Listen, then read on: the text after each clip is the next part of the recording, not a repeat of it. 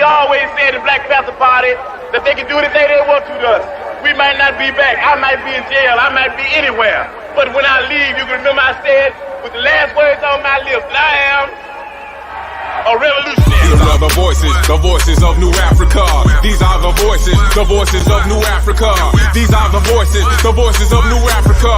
Free in the land, and we ain't asking y'all.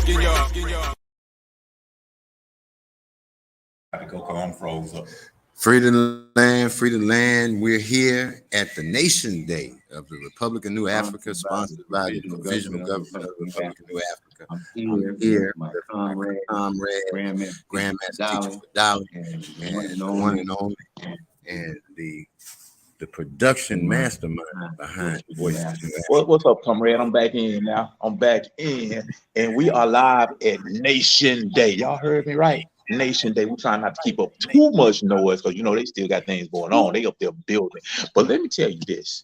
This has been spectacular. It's been everything we talking about is going on now. Like the reality, the manifestation of nation building is happening before our eyes, and it's just been a wonderful experience. Grandmaster Teacher, how you feel Nation Day been going on so far? I think this has been the best Nation Day that I have attended.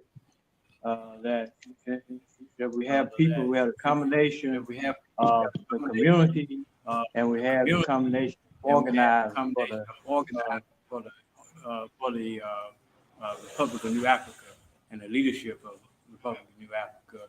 And we've had some forums that are essential for us to understand what is going on in terms of nation building, because this is what this is all about.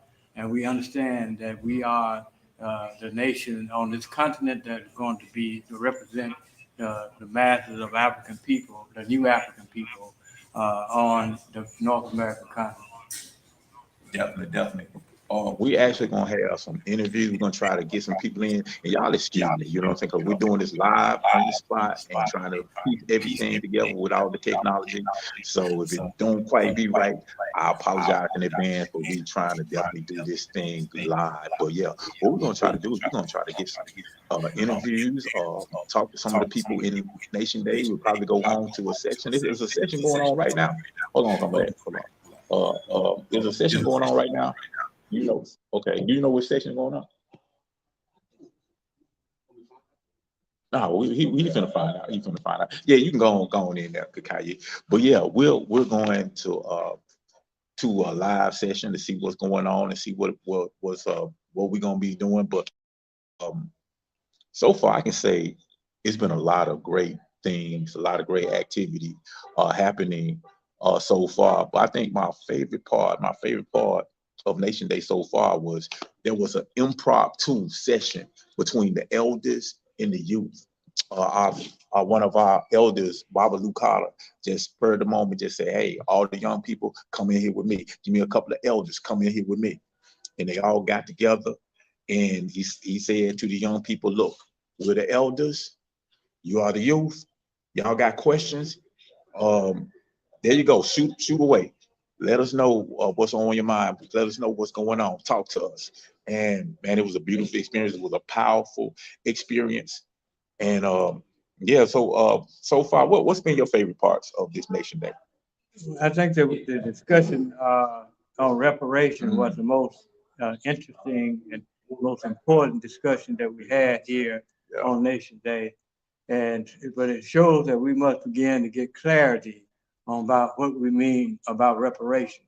But we want to say on a principal thing that what's uncompromisable is the demand for our land. Because if we don't have land, I don't care how much money that is given from reparation to us, we will never be able to build and control our own destiny. And so Malcolm X has always told us that land is, the power source of all power. And so therefore, if we're really serious about our reparations, we must get not just a sum to be paid to us, but also the land that we inherited as a result of 300 to 400 years of struggle here in the United States. And we're not going to, and when we talk about reparations, You got to understand that it's a demand, and that we're not asking them, the enemy, to give us anything. We're gonna have to take, what we have to take from the enemy as a result of our struggle with the enemy to be able to, so it's not gonna be something that they can just agree to, and then go the other way. It is something that they must do, and they're ordained by the world situation to take care of African people, no matter where we are in the world, because the United States of America and Europe are still raping the African continent as we are speaking right now, and also in the Western Hemisphere, and harassing countries like Cuba and Nicaragua and El Salvador, not El Salvador. Hold on. Hey, comrade, show us what's going on in Nation Day. Show us what's going on. Oh, okay. Kakari, no, you good. Kakari just fell out. But you know what? We have some people. What's your name, brother? You want Brother Kush? How you doing, Brother Kush? You want to come over here for a second? Yeah, you can have a seat right here. I'm do an impromptu interview. This is Free the land. So yeah, Brother Kush, man, how you doing? I'm doing fine, brother. So tell me, what's your thoughts on this Nation Day? Well, it's a beautiful event to me. This is actually my first Nation Day I came out to join, man.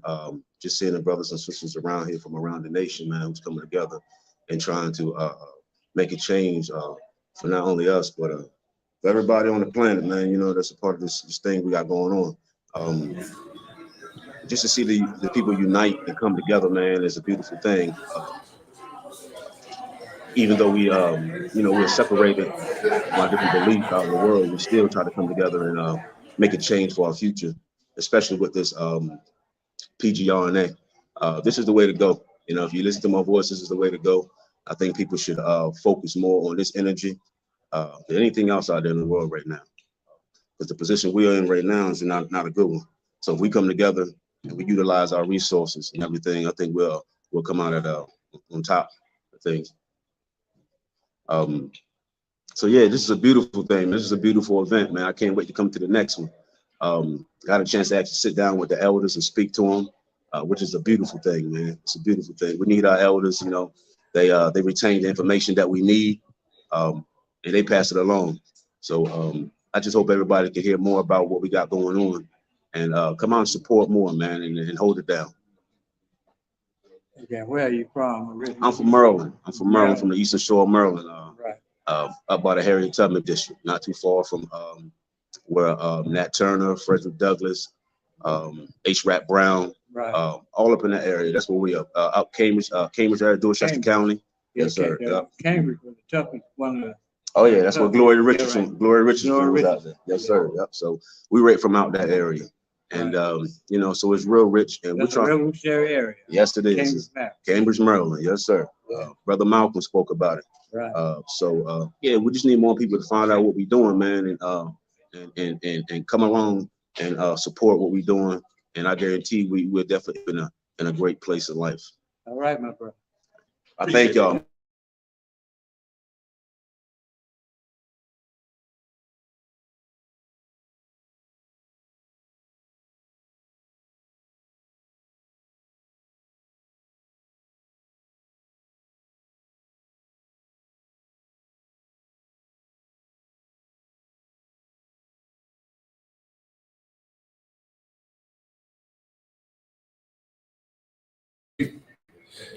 Yeah, so this is Free the Land.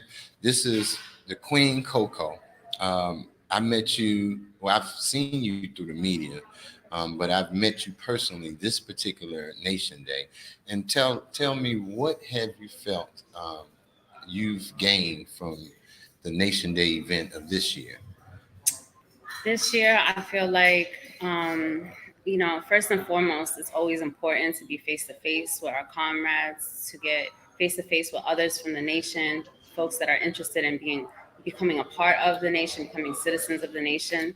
So for me, I feel like, that face-to-face interaction, it just makes everything more tangible. You feel like nation building is in process and in progress.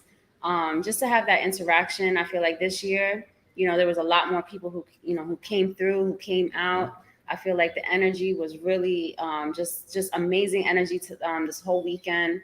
Got to meet a lot of people from a lot of places, and I feel like that energy is something that is really important for us to go ahead and move forward and take that to our respective areas and really start to build upon that, right? To think about what it means to bring more new Africans into the struggle, to think about what it means to go back to our communities and really focus on what it means to nation build. I think that, we have to continuously remember nation building is our primary goal, thinking about land and independence. So this weekend, it was a great weekend. I really enjoyed myself, and a lot of work has been done this weekend. And I think that's what we need to, to keep pushing forward with that work. Now, it's interesting you mentioned nation building, because we at the Voice of New Africa try to get the word out. So I want you to introduce yourself to the listening audience, what you do as part as the community at large with the nation, the Republic of New Africa. And so that people, if they're in your area, they can reach out to you, learn more about what our endeavor is, and try to link up and help us with nation building. So for me, I'm an organizer in the Atlanta area with community movement builders, as well as Black Alliance for Peace. So for me, I'm as a conscious citizen worker, someone who is consciously actively working with the Republic of New Africa to build a Black nation. I feel like bringing these specific organizations together and thinking about the ways that we can, further our struggle. So that's really the work that I'm doing. Community Movement Builders is located directly in Atlanta, building a base of, new Africans within, very specific communities. So that work is, I'm contributing to that work, organizing in that work, and then also, taking that back to and reporting back to the Republic of New Africa, that work, and seeing ways that we can bring the work and make it more tangible as far as what it means to nation build. So my work is to introduce other organizers in the local area to the Republic of New Africa, to introduce them to this concept of nation building, because a lot of people really don't understand what it means to build a nation or even nationalism, right? Right. There's a lot of fear, a lot of, COINTELPRO style fear that has been instilled in people. And so, most people want to talk about Black power, but they're not actually doing that work to think about what it means to gain that power. And so, and constantly utilizing the creed in my work to translate what the work that we do within the Republic of New Africa. So that I represent the Mbele unit. That is out of IDB Wells. However, I'm obviously not located in IDB Wells, but I am struggling together with my comrades. And so that's the work that I'm trying to do. And so just a point of interest that I have, how would we be able to get in contact with you if we're in the Atlanta area? In the Atlanta area, if you want to get in contact with me, obviously, website, Facebook, I'm social very media. Limited on social media. I'm gonna be really honest with you. Some people can find me on Twitter and Instagram. My @ is Solid in Struggle. So altogether, Solid in Struggle. Solid in Struggle. Solid in Struggle. Okay. And so that's my social media. Although you can also check me on Black Power Media. I do some type of work on Black Power Media, so you can probably catch some of my commentary as well. And so that's another outlet that you can get in contact with me from.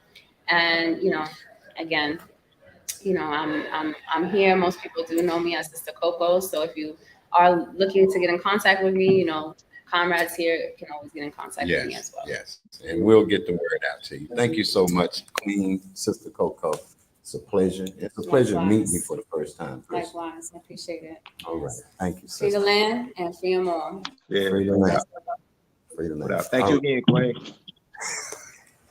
So yeah, that was Queen Coco, man, doing her thing. We appreciate her for giving all that inspiration, that good black tap. I know one thing that's so inspirational is because every week you hear us come talking about nation building, Black Power, got to do some institution, and sometimes even though we collectively have a great conversation and we have a wonderful audience, it's good to actually go out and connect with like-minded people and people who are actually putting in the work and doing those works in nation building, to understand that this is a tangible thing. It's not just something that you sit at home and talk about on the internet. It's something you get out in the community and do. So that's a wonderful thing. It's been a beautiful opportunity. My grandmaster teacher, you come and jump in anytime. Okay, so let me say this. And the other great thing, and perhaps the greatest thing, is the youth that have appeared at this conference. You joking. Okay, so the youth who are our future, we've seen some positive examples of youth coming in and participating in the activity in the nation today, and raising questions and raising their thoughts about what was going on, and not just having a separate meeting with the youth, but the youth themselves coming into the proceedings and participating wholly, taking notes, and doing all the things that will be necessary for them to take the information back to their community. South Carolina seems to have a pretty conscious, movement, and because of the history of the Student Nonviolent Coordinating Committee and other groups like the All African People Revolutionary Party and other groups have rooted themselves in South Carolina. And we can't forget that one of the first massacres during the so-called civil rights movement was the Orangeburg massacre that took place at Orangeburg, South Carolina State, and African students were trying to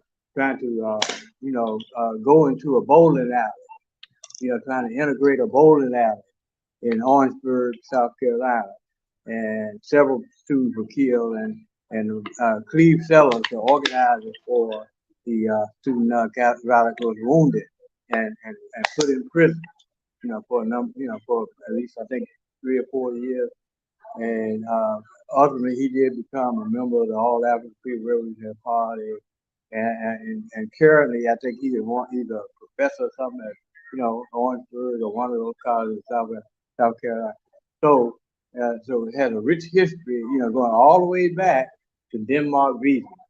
And we got to remember Denmark Vesey in terms of one of the key rebellions in the United States that took on inspiration from the Haitian Revolution, but they were unsuccessful in trying to do the thing that slaves have to do, that is to overthrow their masters and become free.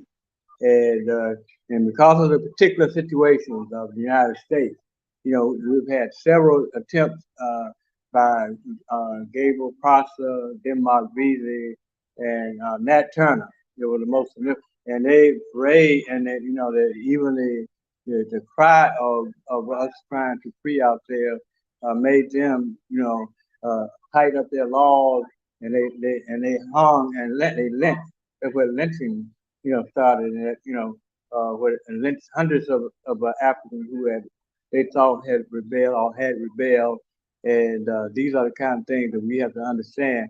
And when we talk about reparations and all that, it's blood that has been shed, and that blood that has been shed has taken us away from our own, having control over our own lives. And basically what we are talking about in the struggle for reparations is a control over our own life through land, through us separating ourselves completely from our enemy that has abused us hundreds of years, since 1440 and 1492.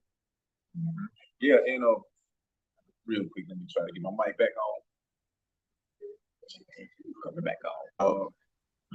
So a lot of great points, a lot of great things been going on this particular week. I want to go to our audience. I see our audience has started checking in already, and this is probably going to be an abbreviated, short session today because we got to get on the road. We got to go back to Memphis. Because, matter of fact, tomorrow I got to speak at the 1 Million Black Fathers March. Keynote speaker Umar Johnson. If y'all don't like Umar Johnson, come see me because I'm gonna be fire. Keynote. One of the keynotes. Okay. One of the other keynote speakers is prophecy. Yah. So let's keep our eyes on the prize when we get back to Memphis. Yeah, but no, you know what I'm saying? It's all because we all want the same thing. That's to build taking control of our community and creating a better community, which ultimately leads to a better world because we are at the center of everything, y'all. You know what I'm saying? When we move, the world moves. So everybody copies us, everybody follows us, and unfortunately, everybody right now is exploiting us, and that's what we got to get rid of. We got to change that dynamic. But yeah, I want to go to the audience, brother Obafemi. How you doing, brother? Man, it's so good, so good to hear from you, man. I wish you was here, comrade. That's how you holding it down from where you are, brother Obafemi. He says, "Peace and blessings, be the land, back to you, comrade. Sending love." Sending love to all the brothers and sisters at Nation Day. Thanks to all of the elders who laid the foundation and the ancestors who put in the work for us to build upon today. And that is so well said. That is so well said. And I agree with you 100%. I echo those sentiments because we have to always understand and acknowledge that we stand on the shoulders of giants that allow us to do this today. We have to put in that work to build so our youth, the next generation, the generations after that can stand on our shoulders. So that's what we're trying to do. That's what this Nation Day, this conference is all about. And it's people doing some great work, y'all. Some great work. But Abdul Muhammad, how you doing, brother? From all the way out in California. Peace, love, and life, family. FTL, all power to our people. Definitely. Man, interesting because I think you're gonna be on Melly Queen's show probably next week, I'm guessing, and you're gonna really break down that whole reparations proposal in San Francisco. That's where it is. San Diego, San Francisco, yeah. And you're gonna really go into depth. And I'm really interested in hearing that. But at this conference, we had a very, very powerful workshop. It was on reparation. We had some members from Cobra and other individuals there, and we had a great discussion. Really got into depth, and I think we'll probably do something like that on maybe invite some of those experts, maybe some members from Cobra, and just have a big conference, online, so we can push this conversation to our people, to the masses, because there are some important discussions, some important things being discussed here that the world needs to know. It doesn't need to just happen here. It has to be, all throughout our community, the whole New African community. When we say New African, we just talking about us Black people. You know what I'm saying? So don't get it twisted. But yeah, there's one interesting thing that's having a comment. Yeah, please do. The Grandmaster Teacher said, Unmute yourself, comrade. Okay. So as Grandmaster Teacher mentioned that make my volume down. Okay, so maybe Grandmaster Teacher mentioned that reparations must include land, but I don't want anybody to miss one of the important things he mentioned right when he said land, is that we have to rid ourselves of these people who have been responsible for all the damage in our community, in our nation, in our race. And if we're going to get land, it has to be understood that it's because we want to separate ourselves from these people who have caused all of our problems, that have perpetuated into something that has been blamed to be our responsibility and our fault to change. So if it's our responsibility, we letting you know a part of our responsibility is making sure we separate ourselves from you on our own land, govern ourselves, have self-determination, and begin the process of repairing the damage that you've done and you've caused over 450 years. And if we don't understand that lands come with us eliminating them, being in out amidst us so that we can heal ourselves and do the work ourselves, then we're sadly mistaken. It doesn't come with just money. It has to come with the land.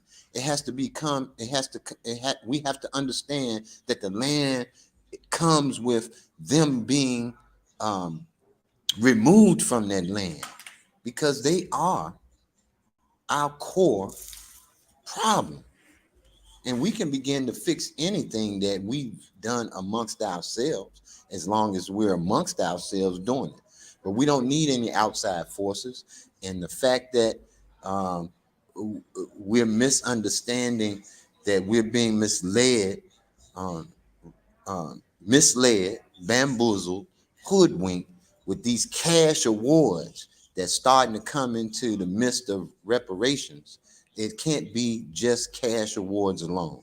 And I just want us to know that.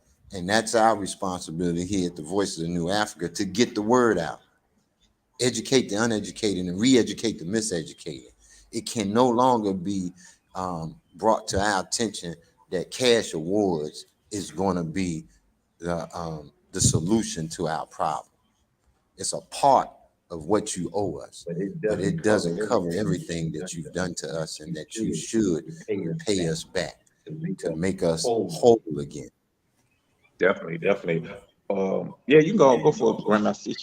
So one thing that people, don't see in the future, understand in the future, that the United States may no longer exist as an entity as it does today in terms of being able to exploit the whole world and take all the cash out of all the places where African people are.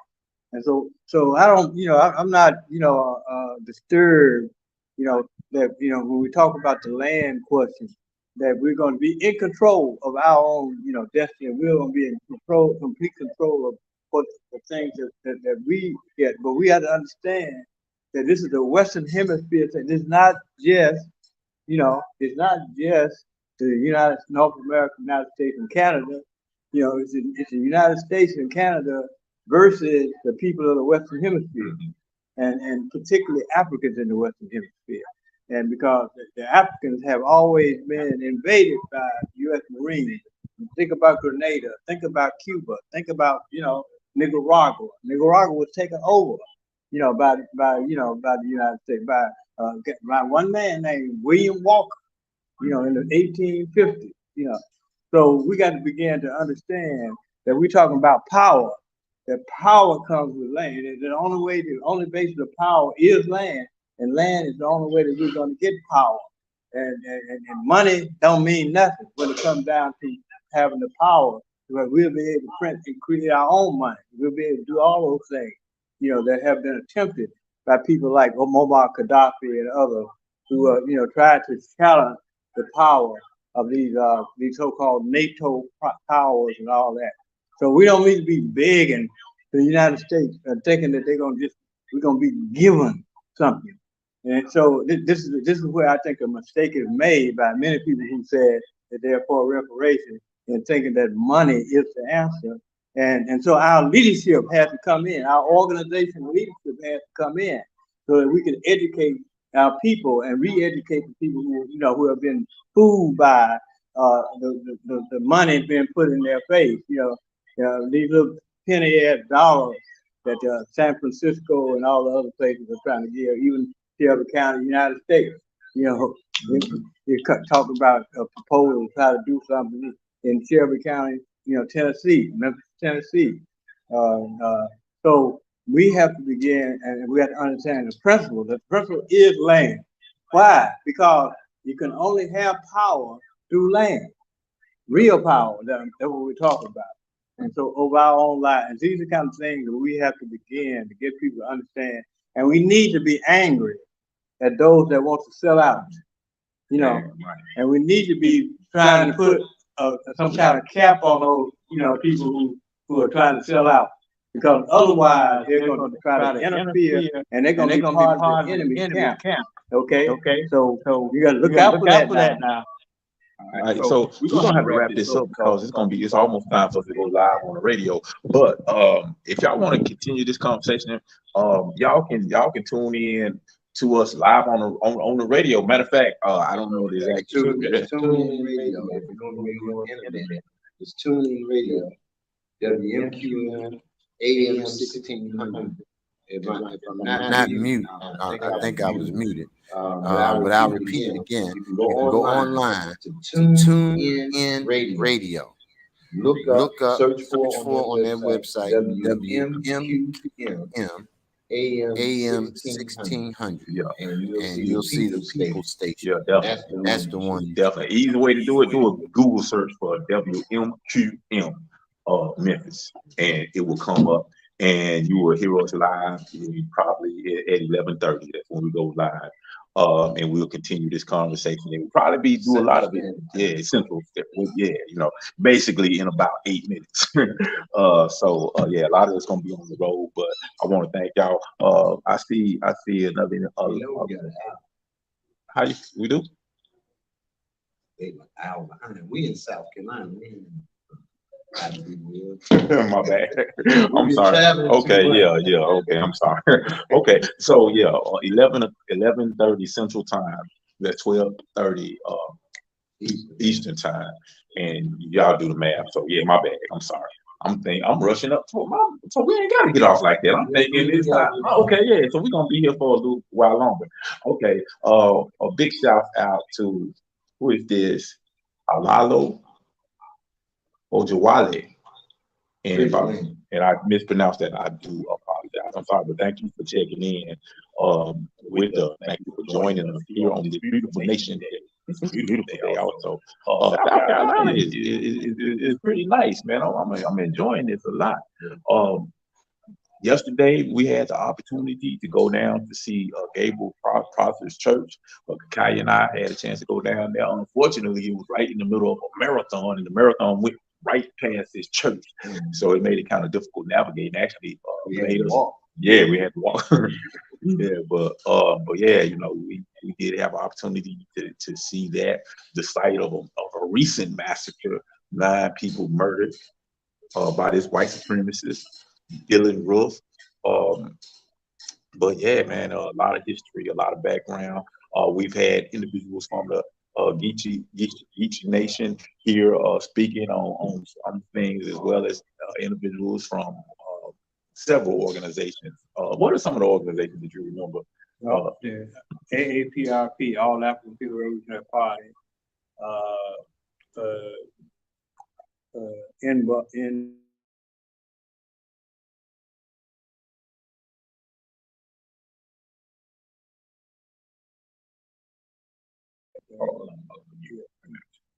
There you go. Okay, so we had a Cobra, and we What had was that first one you said? I think it was the All African People Revolutionary Party, and we had in Cobra, and we had that organization from Columbus, Georgia. That's our independent Black political party from Columbus, Georgia. Queen Sister two organizations out in Georgia. It was coming together of a lot of organizations. And it shows promise. It shows that we all have our philosophy. And local. And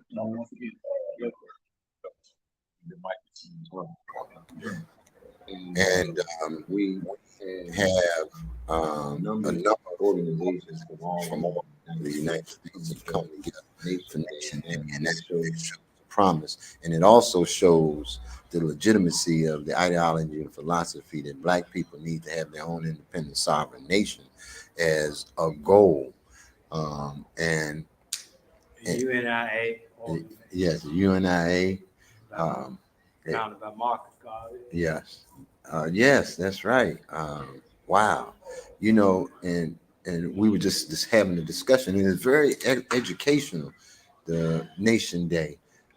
If you don't know anything about it, you should prepare to come the next year with all of the speeches and all the information that you can gather, because I didn't realize that China actually is successful because they took a page of our plan in action that was delivered to us from the Honorable Marcus Garvey, and they went ahead and implemented, and it's something that we should be doing if we already see that it has been successful by the Chinese, and our own father left it a blueprint for us to follow, and somebody else followed and proved that it was successful. We need to go ahead and unite as Africans worldwide.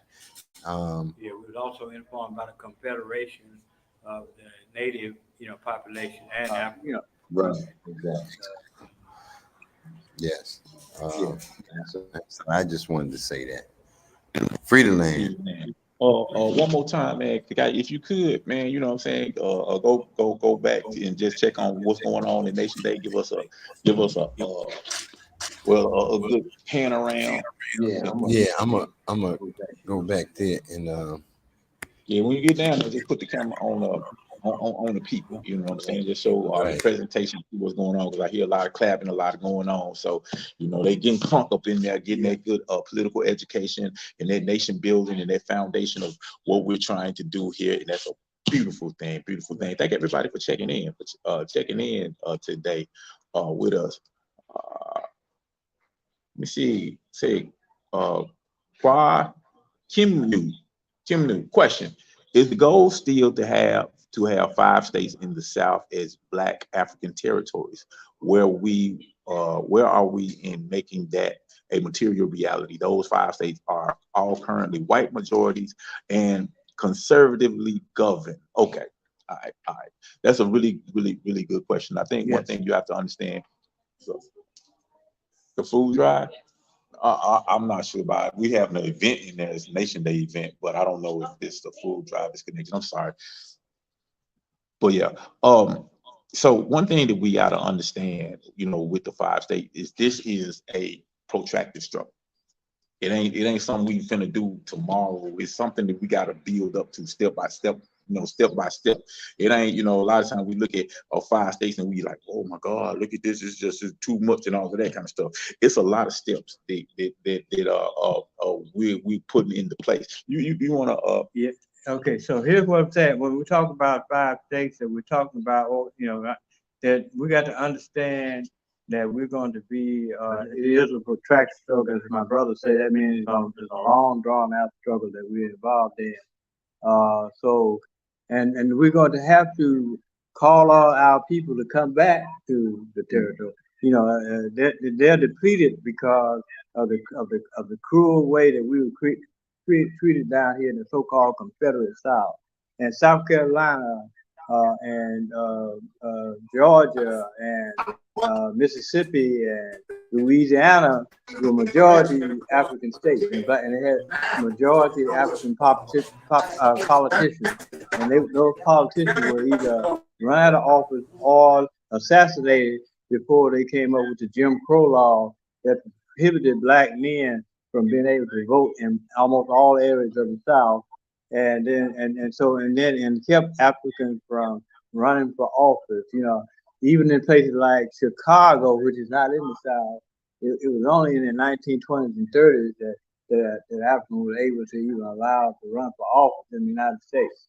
So therefore, we got to begin to understand that this is what we have to do, and we have to, and we are still the majority of the African population in the United States right now. We are still, the Africans in the United States are still the majority of all the Africans that are in all of the United States.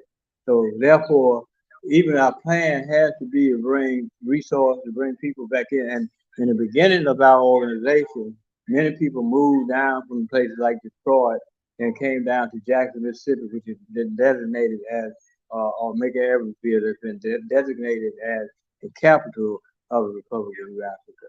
So we got to look at those kind of situations to understand that, and it's going to be a struggle because they're not going to give up that, these areas that they have, and understand in 1830, Andrew Jackson did pass the Indian Removal Bill of 1830, and removed most of the native populations in Mississippi and Georgia, and Alabama, and they had the Trail of Tears and the Trail of Tears when 20,000, black folks with the Indians died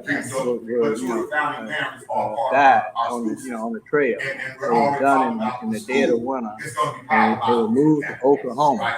So we got to look at those kind, and then we got to understand too that whatever wealth that will be in this is an agricultural area in most parts. And so we were promised, land during that period of time, but we want the whole land. We want everything. We don't want no 40 acres in the middle or whatever that. And we don't want no piddling money, that can be changed. The value of it can change once they give you some money. We want the land, and the land is the source of all power. And that's a principle that Malcolm X established, when he was part of the nation Islam. And then we go back to Darby and all the Africans who before us. So we can't betray, that legacy of understanding that we're struggling for land, and we're struggling for that, because that means control of our own destiny.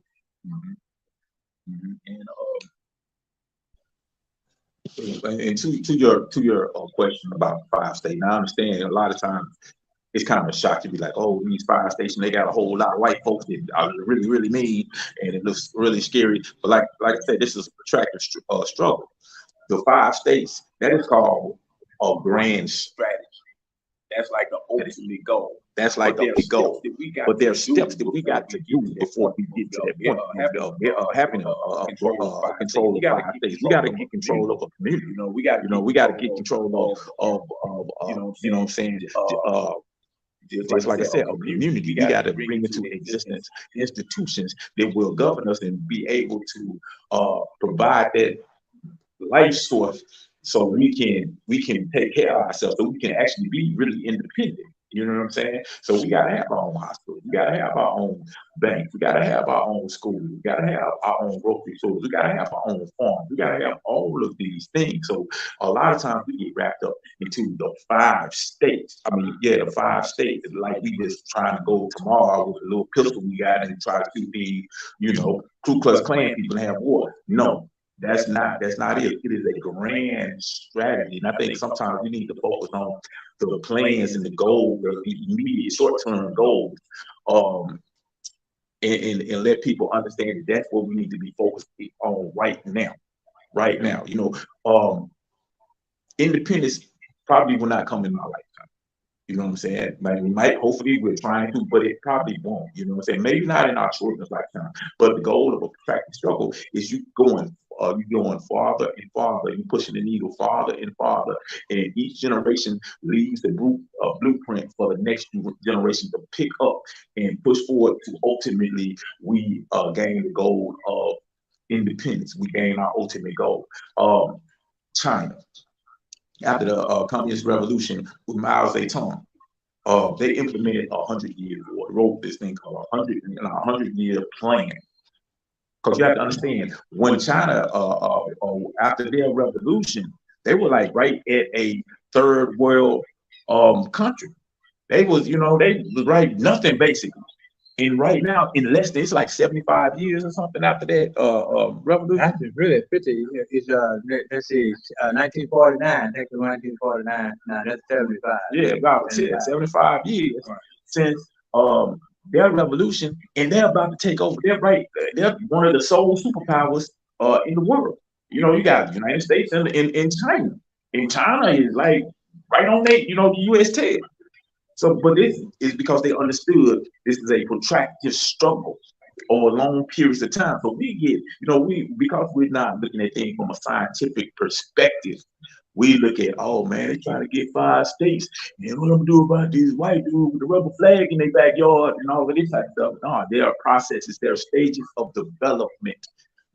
This happens over a long period of time. So don't get frustrated when you're thinking that what we're trying to do is too big of a situation. And because like right now, to get to 5 states, the conditions are not ready for that right now. That's why a lot of people have so much frustration. You know what I'm saying? But think about it, 10 years ago, really 2 years ago, the social conditions were not ready to even have an open conversation about reparations. You have an open conversation about reparations 2 years ago, it gets shot down immediately. Oh, no, you talking about that. No, don't believe it. Listen to the politicians. Listen to the politicians when they ask about reparations. Listen to how they talk about it this year.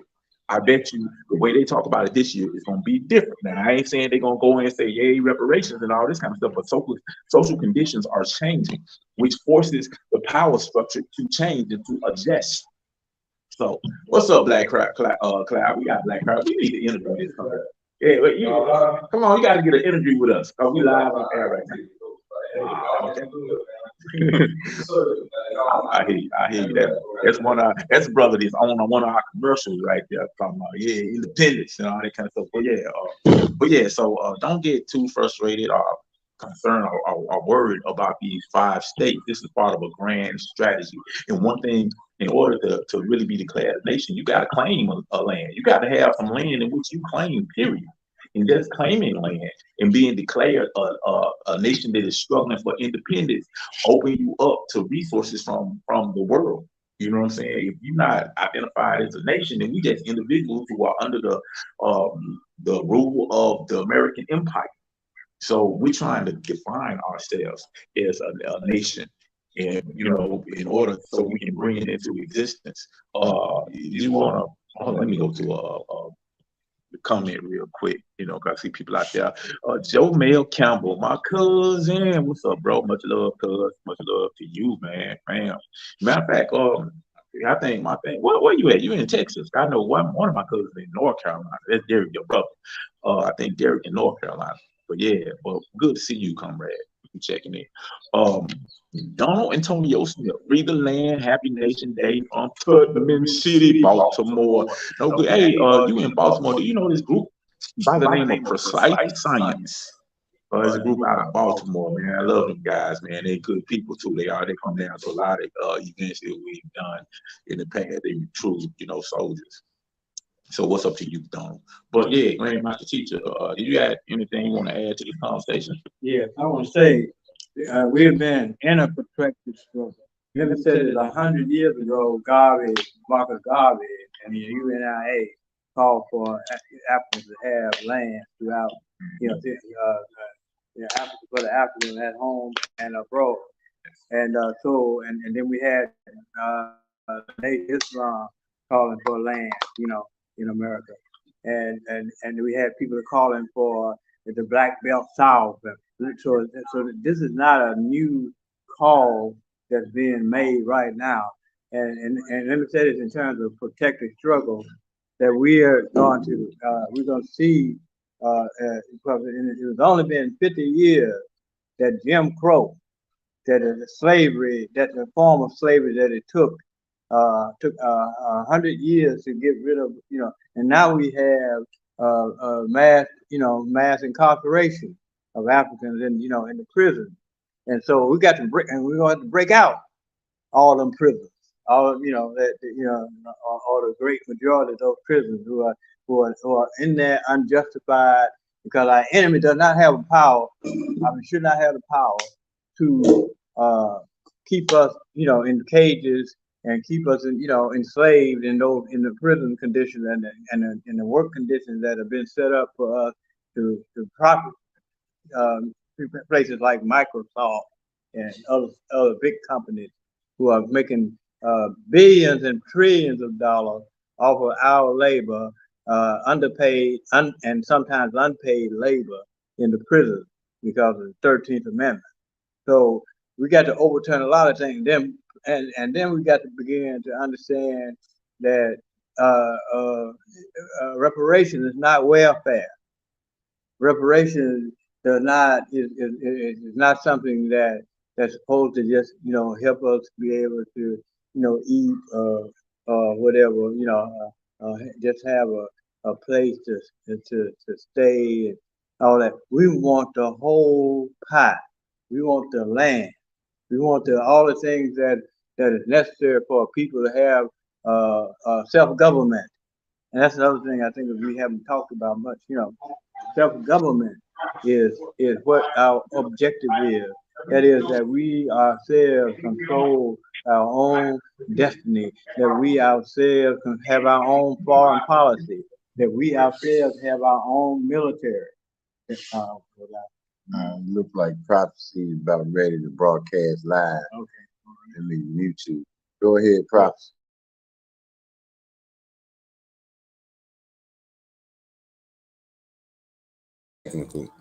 He's having some technical difficulties, but I was just in one of the conferences. It was the conference on education. Are you there, Prophecy? And so I was in one of the conferences where the Minister of Education was talking about what was going on in South Carolina. They got an institution that is growing hemp, and the process of growing the hemp and processing the hemp. He mentioned that it's controlled by us, but when it comes to actually doing the end result process, it has to go to a white organization, and he's trying to get all of the steps of the process done in-house by us, for us, so that we can begin to utilize the hemp to make all types of material, textile, plastics, other items, where we can build our own houses with plastic, and we can hold out the textiles and so forth and so on.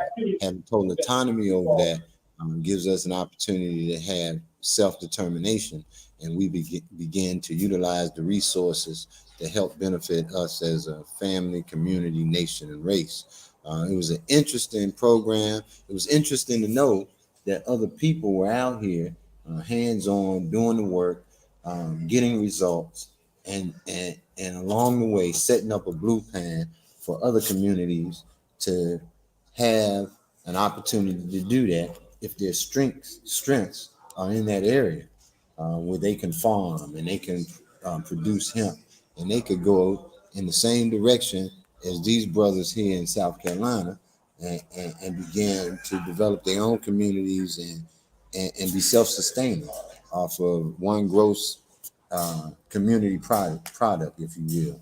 Instead of saying gross national product, it's a gross community product that would allow them to be self-sufficient and be able to trade commerce locally, nationwide, and internationally. So it's been a great opportunity here to learn. But I like the fact that you mentioned how we have to continue to move forward. This is a protracted struggle. So don't get discouraged. Don't let people lead you astray by feeding you a lot of negativity. Every change has a positive and negative. We are sure that we will win. So we're going to focus on increasing the positive movement forward, and eliminating any obstacles or challenges that come along the way by learning about them, recognizing and knowing what to do to solve those problems in the future. And that's what we're doing here with nation building. We've gotten to a point where we can do what needs to be done to band together as a people. I was trying to get you on, but I just told the listening audience about the educational conference with Minister of Education. We finna come to you. Yeah, no, but just in there, they having a conference on education, independent education, being able to take our children out of these schools. There's a lot of people who doing great things, who already got independent schools, already educating us things. So this ain't something we got to think about talking about and all this kind of stuff, but it's something that's actually doing, and they passing on the blueprint, which is always beautiful. But speaking of education and information, we got our Minister of Information in the house, brother. This is a superstar. You know what I'm saying? And this brother doing some great things in the community. What's up, Free the Land, Black Black Cloud in the house? He said he was about to check in, which is actually, Black Cloud is actually right here at Nation Day. I just talked to him a minute ago. He said, yeah, man, I'm finna tune in. And he's a brother, his word. So Free the Land to you, Black Cloud. What's up, Shabu King? How you doing? Is that the Shabu from men from Ida B. Wells that we met at our program, our conference?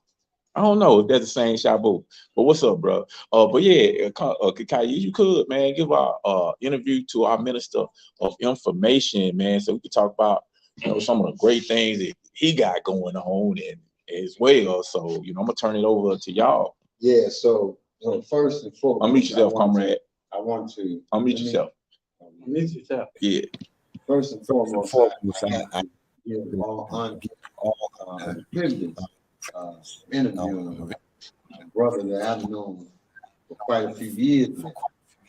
He's gone up the ranks, he's done the hard work, and it would be remiss for me to not give Brother Bomani an opportunity to share with, first of all, Minister of Information, Brother Bomani, Provisional Governor of Africa, an opportunity to give the information to the people who are out there watching about not just what's going on here in Nation Day, but what is going on the ground, in grassroots levels, and the local districts as well.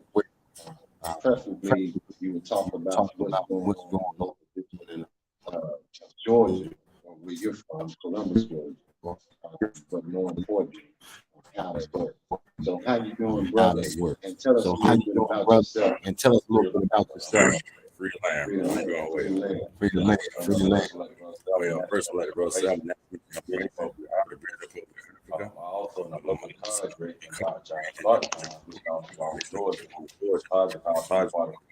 Independence. We follow five defense, education, publishing, culture.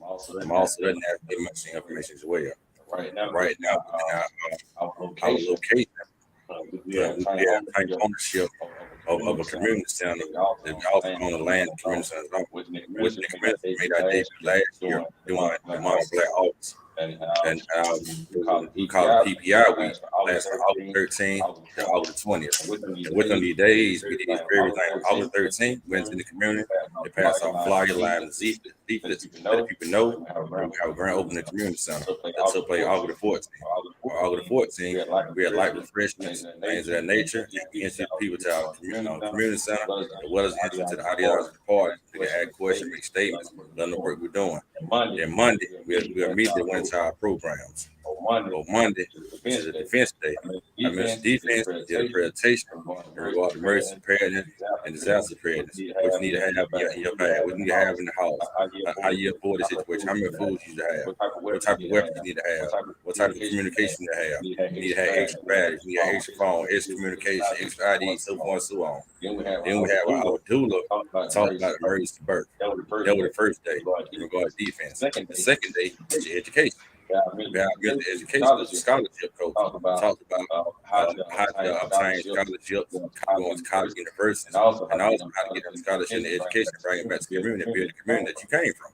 We also talk about African learning, the aspect of the miseducation, how we need to have an African mind state, as well as an African conscience in regard to what work we're doing. We also approach the situation, education from the aspect of how we sit or influence or get the American academic system to do certain things that the parent don't know. Those are the education piece. That's the second part of it. That's the two levels deep. The third E, which is economic. The third principle, talk about cooperative economic, entrepreneurship, the aspect of creating jobs, the aspect of maintaining jobs for people, because our people need jobs, our people need economics to survive in this world. So those are the educational people. Then that Thursday, which is the P, DC, which is the political aspect. So baby minister, I did a presentation myself in regards to 3 particular movements. The first move was Marcus Garvey and the United Frequency our community leads. The second move was Colonizer Muhammad and Nation Islam, the NOI.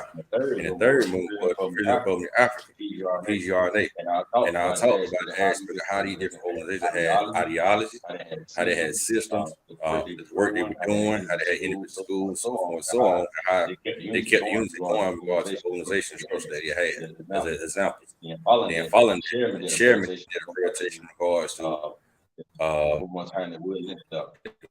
how you never physical, but the idea, the psychological aspect of how to avoid those strongholds in regards to the individual, in regards to the community, in regards to the nation and the building, and how to put that unity back into the situation. That is deep part. And Friday, to see to the culture, we had our minister help talk about the ag transplantation. He's a yoga teacher. He has a yoga studio. They got another conference, talk about blood, high blood pressure, diabetes, and so forth, and all other medicine, all things of nature. Another brother talked about community garden, working out exercise and training things of nature. So that was the culture aspect. And following that, the evening we had a community block party. Then on that Friday, on that Saturday, we had last day, we had African family ball. We invite all the African families out. You wear African control, whatever, some of the color, you eat, politics, have fun. And that was just the way to compress you after all the team work. Those some of the things that we do on EPI. Currently right now, we still doing that same work in particular, right? Yesterday we had the community baby shower for the mothers. We had a turnout in our community center called the Embassy. We gave out different items to the mothers. We had various tools and midwives. They're the confident sisters. What is the brother? Now to get them comfortable, teach them certain things about the doula-ship, you know what I'm saying, offer services. They receive very different people that were there. They just showed them the love. Because a lot of them African women do not get that. We had yesterday, April the 1st. April the 15th, we have a Unite Fight Community Summit. Unite Fight is the whole particular movement that we are pushing in regards to you got unite together to fight the oppressed. Even though we independent, all over the first conference. So during this summit, everybody from the particular DC presentation about what we're doing, particularly the community. The people be able to ask a question, make sure they understand what we're doing, but also the opportunity to be physical, be monetary, be resources, be work, so forth. So that we had an April 15th. And also, as you like to say, to coincide with the Unite Fight Summit, Unite Fight event where we're going to be at a high school and Unite Fight the Revolution. So we're going to be riding track. We invite all the organizations, all out to come out and represent themselves. And so forth, so on. So well, again, there's other people to get information out there, to express the form of unity. So that we can get together, not any kind of problem, not any kind of problem, but the issue, express the form of unity. And also, in August again, we have again, this time, including in the Black August program, we introduce the concept of Black August to the citizens. That you have citizens, whether it's citizens in general, and Johnson Clark, is going to come and join why should we resist? Why we have slavery rebellion, why was there revolutionary power going on in August? Why did our nice board a new African struggle started in August well? Those are the things that are going on locally, you know, and we also are willing to work with other people and other districts here in the community to help them build that same platform model that we have right now that we're working on building. I would think the only children operating community existing, working on buying a house, a lot of houses in the community, buying some land in the community so we can build our own little new Africa, way you first call it. The Chinese people doing it, the Asian people doing it, the Mexican doing it, so forth. So why are we not doing it? Why are we not doing it for ourselves? Why are we not self-determined? Why we're not doing the work. That's on us. We talk about different problems, but we got the solutions. The solution is within all of us. One solution is be in our own African mind state. Another solution is do the work. So that's all on us, how we approach the situation, how we deal with it as individuals. Now I know a lot of people heard some interesting things, and they see that you're doing a lot of work. How would they be able to participate or help the movement in this next endeavor in August by participating, supporting financially? Is there any way they can get in touch with the program itself, be a part of it, contribute financially in that kind of way? Website or something? Yes, it's very ways to contribute. We have a Facebook page, got a People and also Instagram page. We also have a Cash App, which is $PPI 15. And you also can we also volunteer. You want to come down and volunteer to do certain things to help us with the program, you can do so. If you want to participate, you can do that too so as well. So our community center open for people. We also do the community center, the embassy as a place, as a venue. People have places of situation. Want to have a business meeting, you have an organization meeting, you have a baby shower, so forth, so on. So it's a venue for the people as well. You know, so the same for y'all got a Facebook. Y'all got a Facebook page. Yes, people People for independence. Yeah, I'm trying to pull it up and show some of y'all stuff live. You can keep on with the interview. And to let people know this is not a joke. You got people out here working. You just described what's going on locally.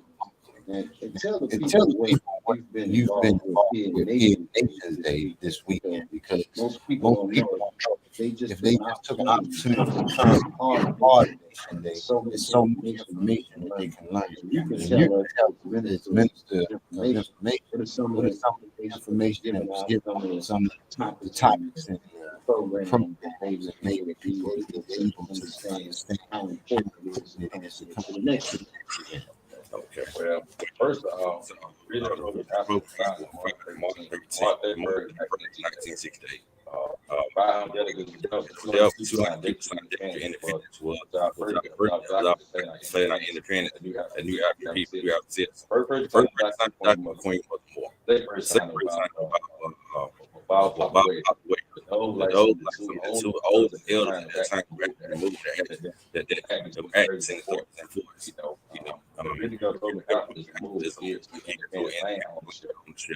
Land independent. If you look at every kind of war, it could be Scott Arthur Mason versus the French made so forth so on. But all these wars about politics, been about land, ownership, how you own particular material, how you can match the poor. Right. So our war is also to get free. Once we get land, we have to be able to take the land. Once we get land, we have people that have skills and trade, building the land. We might need to irrigate our water. We might need water. We need energy. We need people to build a house, to build an institution, build schools, house builders, so forth and so on. We need people to build those certain things. To be recognized, be able to govern ourselves, have our own particular government. Our own particular government, our own particular army and nation. So we can be able to be recognized among the other nations of the world as great people. Okay, we come from a dynasty of great people. All the older civilization came from Africa. The country we turned Africa anyway in general. You know what I'm saying? So we had a greatness within us. It's within our genetic genes. So with the New Nation Day, Nation Day is not just time to celebrate, it's a time to strategize. People come here, network and strategize. We have different workshops dealing with different things, such as prisoner, such as reparations, African learning, how you use African education learning to influence people and manifest people. Are we gonna have our own education system, aspect of internet security, so people can avoid, especially the elders that have been victims of fraud, fraudulent activity for years in regards to people stealing their bank account, people stealing their money, social security card, and so forth and so on, within the internet. So those are some of the things that we're doing. Also, we have a school that we have this Nation Day for the children to get active in certain programs, learn about New African independence, learn about heroes and sheroes, and get involved way up in particular levels. But New African Nation Day, we also been doing today. We did a program, go out to emergency preparedness. What you should have in your house, what you should have in your car. What you do, what you need to have to cut your lights off, cut your water off. Why should you have to do these certain things? What you have in your bug out bag. What you got bug out bag. How to prepare yourself physically and mentally, for a certain aspect. Have hurricane, flood. You know what I'm saying? You have a safe house where everything goes to. What happened to the lights? What happened? You had electricity. Where you had access to the internet. Where you had access to the phone. How you communicate with them? You got the password. You have a code. No, things that nature for survival. Because in reality, we at war. We at war. Like you got the time. You got to get the strength and trade in different areas, right? But you have nature, you can get nature connection. Like they might have a school in Florida. They might have a school in New York. Now that you got this, they made the communication. Now they can form some collaboration or build some kind of network because they'll get together. That's a network. Those are some of the things that that's on that we can be doing. Hold on. One second. All right. Yeah, almost. Yeah.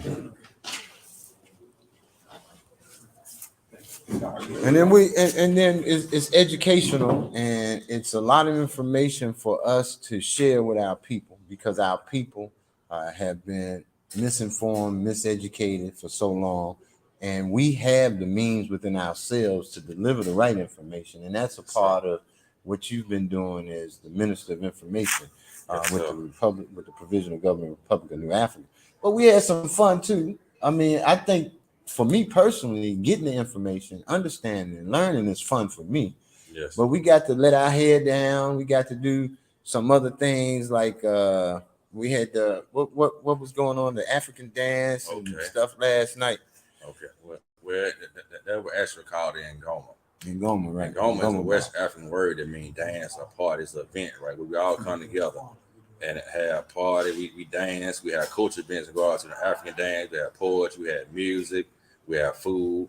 It's basically a celebration. It's a time to relax after all the work activity. Because it's New Africa party. That's what we do. We're happy people. We're rhythmic people. We're in tune with nature, so we love to dance and party.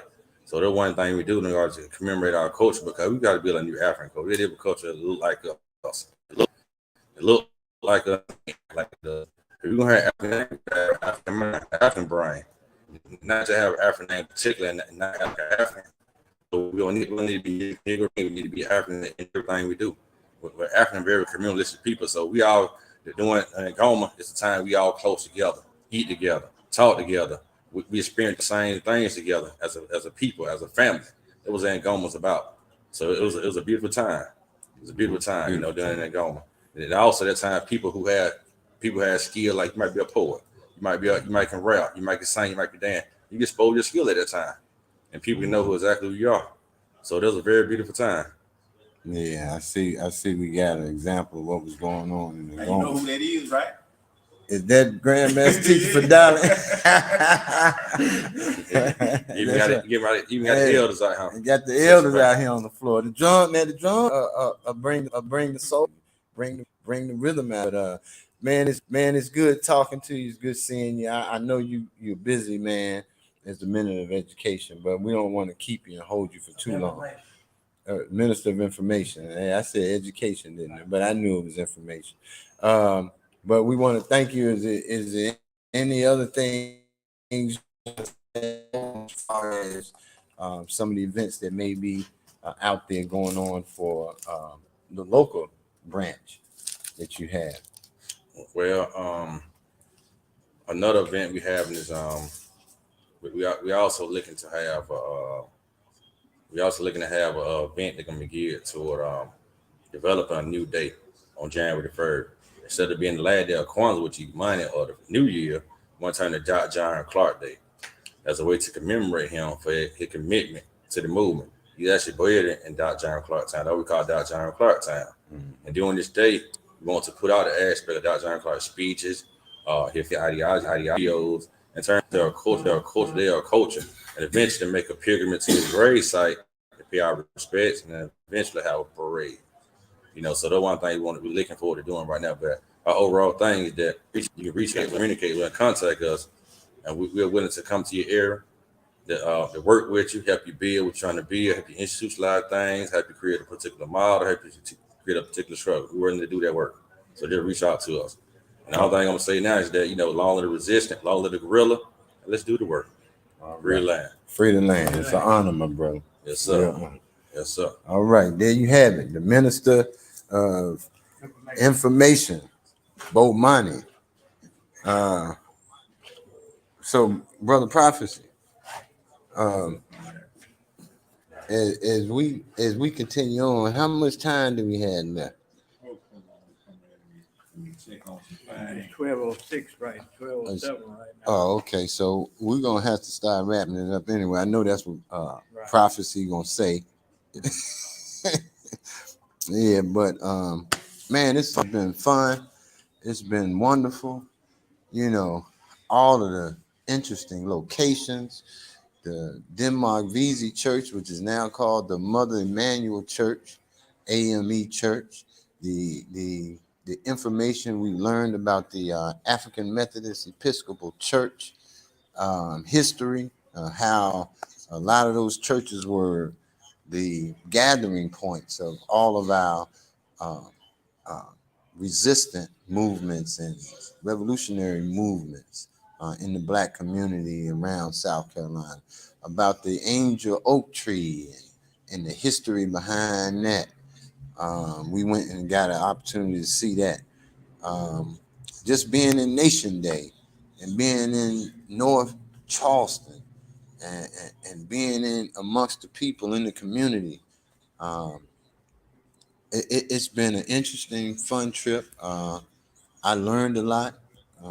As always, I try to remain green on the vine and brown on the ground, you know. And this was an opportunity for me to gather a lot of nutrients, a lot of information, and see a lot of different things. We had a fun time. When you say that, Grandmaster Teacher? Yes, I think we had probably the best time we've had at Nation Day, various Nation Days that we've gone to. I think that we have to begin. We are all around people, and we have to begin to be all around in terms of how we develop it. We don't do well if we're just negative, you know, in our approach to our, you know, to the things that we know we need to do. We got to build up the positivity in our community, and that means that we positive, you know, channels.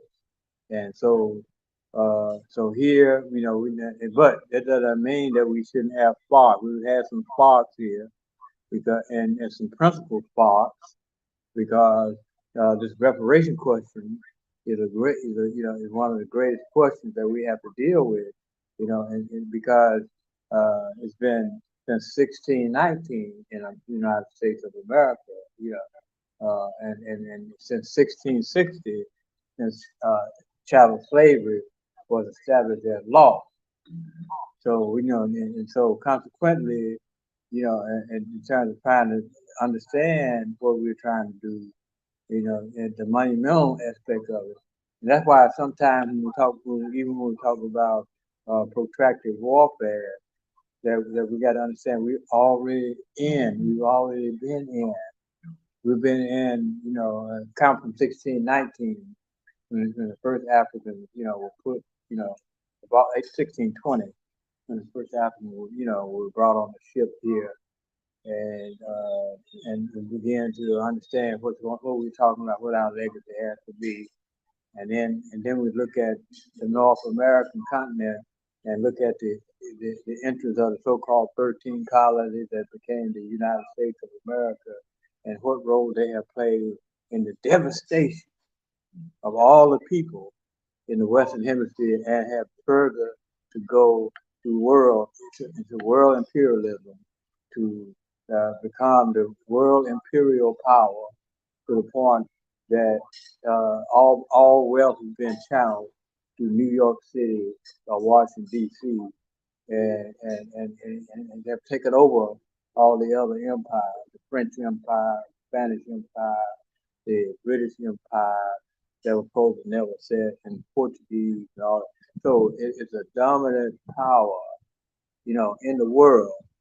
And there's no way that this dominant power in the world is just going to give us our freedom. We have to take our freedom, and we got to understand that it is a revolution. The revolution always, it started in 1619 in here, on the North American continent. And we shouldn't be scared of revolution. That's why Malcolm raised up the thing about the 13 colonies, and their so-called American Revolution, which was not really a revolution, you know what I'm saying? It was the evolution of the modern capitalist system and slavery system. And this nation was built on slavery and capitalism and extermination of the population. And so, I don't have no tears for the United States of America. And we're going to have to fight some people that want to, continue to be a part of this and want to fight us and keep us from having our objectives of our land. But if we keep our eyes on the prize, as we keep on, as people keep on saying, we'll see that we'll be, that we'll be victorious, in our effort, if a little old place like what they call Eritrea or a little place like South Sudan can fight to get their nation, to get, to become a nation state, and we know that Africans, in America can also be able to fight and win. And we got to stop talking we who are leaders of the revolution have got to stop telling our people we murdering, it's a system, as my brother, Prophet that is murdering our system, murdering our people. And so once we understand that, then we'll know how to systematically stop, the murders of our people on all levels, and whether it's the police or whatever it is. So in closing, I would have to add. In closing, I would have to add that as a people, we should be well aware right now. A couple of things. One, which is very important, that an empire usually goes through its course of resistance in roughly about 350 years. Usually fails.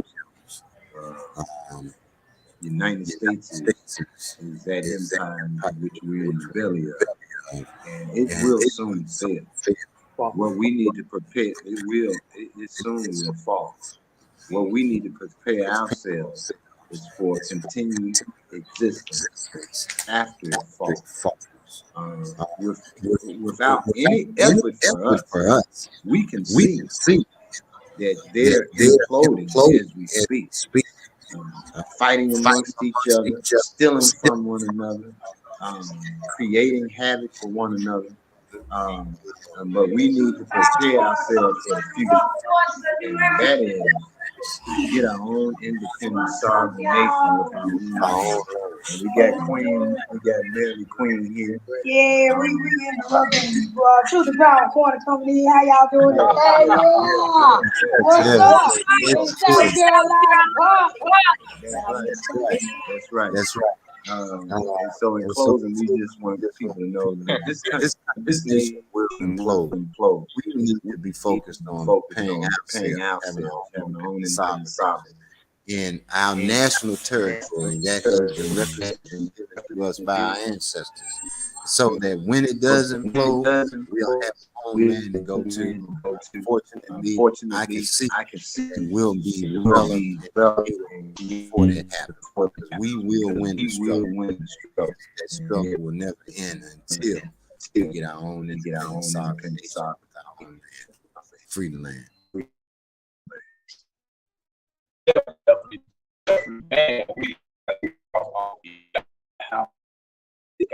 A video bomb, a podcast bomb, whatever.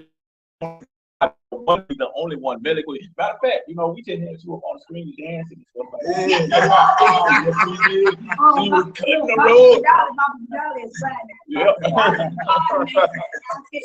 I'm missing out. Yeah, definitely. So, good time, y'all. We missed y'all. Y'all can join us next year, man. Yep. Join us at the Republic of New Africa. We're on the Black Nation.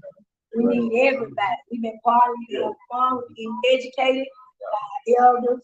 Our elders are off the front line. We get so much. We been getting fed on all levels. Right. Y'all missing out. Y'all better come join us. Let's build this Black Nation. That's right. Appreciate that, Melly Queen. There's an improv interview from Melly Queen. That's with the Truth and Power Corner. We actually, we put up because L. Abdul's supposed to be on the show this week. He's gonna talk about the reparation proposal they got going on in San Francisco. Yeah, we've been talking about that. He's been on here. I don't know if he's still on.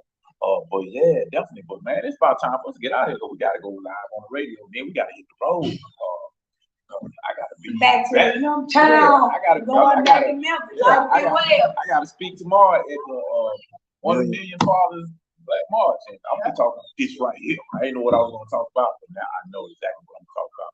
So we're gonna leave y'all because yesterday, not yesterday, that was our first day here. We had an outstanding thing. They had a tour in South Carolina about some of the historical things that been going on. This tree, this gigantic tree with branches that just go on for miles and miles, seems like. Yeah, Angel Oak Tree. And it actually was on this land, it was a plantation. It was treated with historical because our ancestors used to gather there, used to play, and many of them died there. Many of them buried there. You know what I'm saying? They actually fed the tree, so it's a very spiritual place. And we went there yesterday.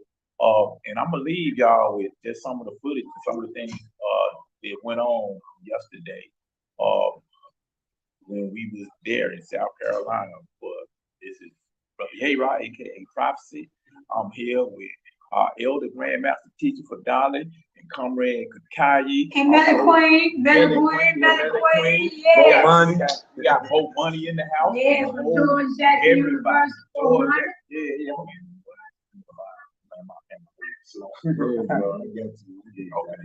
Peace and power, family. That's how I do it.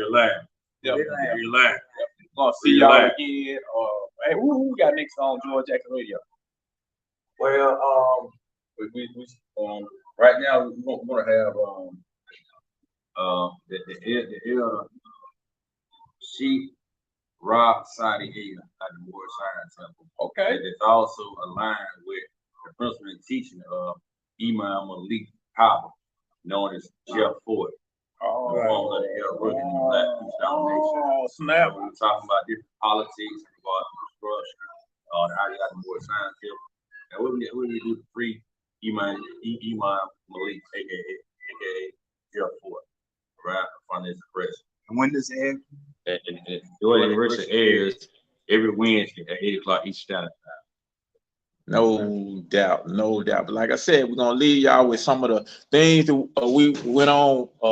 Matter of fact, day one. And look forward because I got a lot of footage, and we're gonna be putting this information out. And we'll see y'all again next week. Free the land. Probably see us again tomorrow. But yeah, hold on, let's do this properly. We leave y'all with our revolutionary greetings, and that is free the land, free the land, free the land. See y'all again, y'all. We love y'all.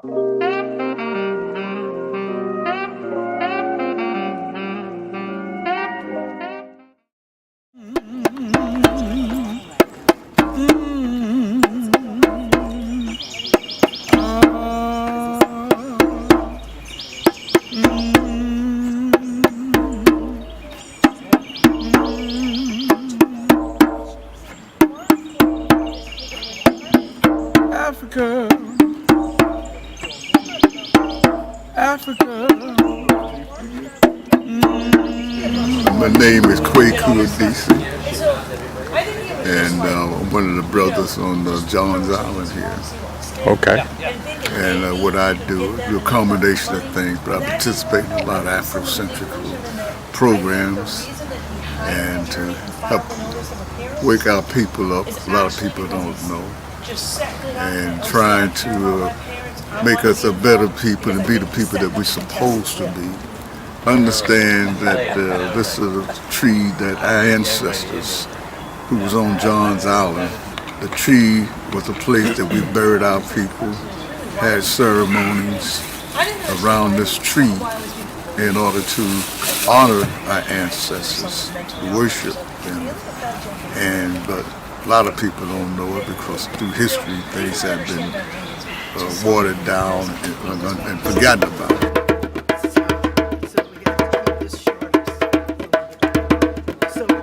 We are now on what used to be plantation of Mr. Justice Angel, okay? And so he had this land in the 1700s. And so primarily, this tree was on his property even back then. This is the oldest known tree in this part of North America, east of the Mississippi River. It was here during the period, not just of enslavement, but during the days when the Edisto, the Yamasee, and the Wadmalaw, and various other Native American tribal groups walked this land.